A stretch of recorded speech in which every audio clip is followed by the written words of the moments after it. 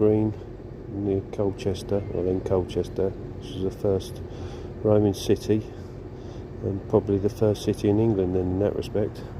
Got 26 patches to do, 60 tonne with a 1 metre wheel planer.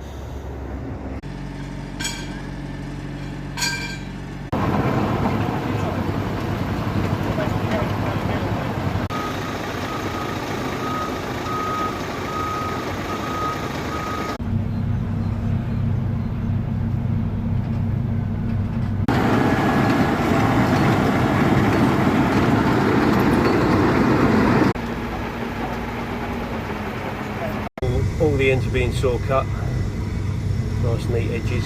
Oh, this is it, this is the last road. There's 5 patches in here, only small ones like that. There he is there, going back there now.